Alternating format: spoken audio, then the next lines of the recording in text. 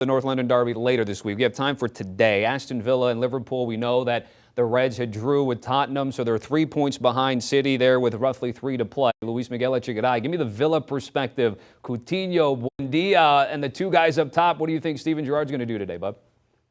I think that you're being dangerous ground here, Tommy, trying asking the Villa perspective. I'm obviously going to be biased here. I want Aston Villa to win. Historically speaking, this is a Liverpool fixture. They've won 7 out of the last 8. However, what happened last season? 7-2. That was ridiculous. I can't believe it was last season, by the way. It feels like 10 years ago. But historically, Liverpool win this game. But Aston Villa have proven as of late that they can be a force for some. And obviously now you have the extra narrative that the Liverpool legend Steven Gerrard is our manager. And he's been doing pretty well as of late in the last 3 matches after that 4-game non-winning streak where Aston Villa really needed to pick it up.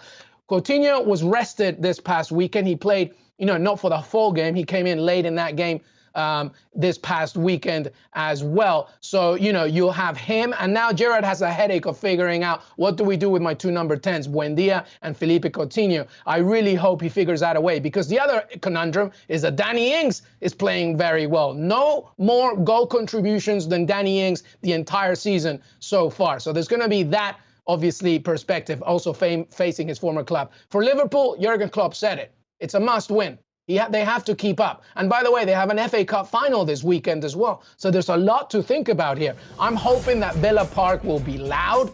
I'm hoping that Villa Park will be aggressive, pushing for a win, because Liverpool have a very good squad. I expect Diogo Jota to start in this one ahead of Lucho Diaz. I think that Tottenham did a very good job at holding them against Liverpool, as opposed to Jurgen Klopp saying that they played boring. I think Antonio Conte played a very good game, and here are the remaining schedules for both Man City and Liverpool. I don't see Man City losing any more matches. I really don't. So really, it's key for Liverpool to win every single one and hope that Man City stumble at some point. Obviously, away at West Ham is a tricky one. But I think that win, that emphatic win from Man City against Newcastle was big. Liverpool need to win every single game. It begins today against Aston Villa. And I hope it doesn't happen up the Villa. Yeah, Captain Fantastic Gerrard, and some players that played for Liverpool as well can play spoiler. They play City as well. So does Wolves. Wolves play City and Liverpool too. Yes, it's a must-win, but Liverpool is very deep. I expect Gomez, Matip, Keita, Jota, Firmino maybe to start. You don't miss much, but it will be a very tight game. And that high back line of Liverpool, there will be some joy there for Ollie Watkins and for Danny Ings. I say a narrow win for Liverpool through rotation and looking ahead already a little bit to Chelsea. Who knows? Maybe Cash comes through. Look at Dean, came out of nowhere, been playing, thought he'd be shut down, and he was pretty big in their last game. Our thanks to Tomas Rongen and Luis Miguel Echegaray. Guys, thank you very much. Enjoy it today.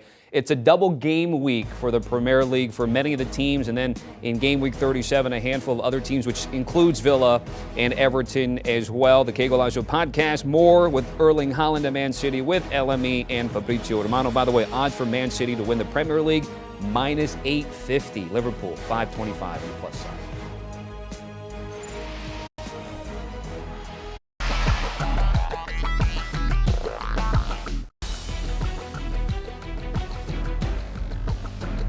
Do you want a sports network that delivers everything that matters about the game? The highlights, the picks, the instant analysis, no yelling, no fake debates, no politics.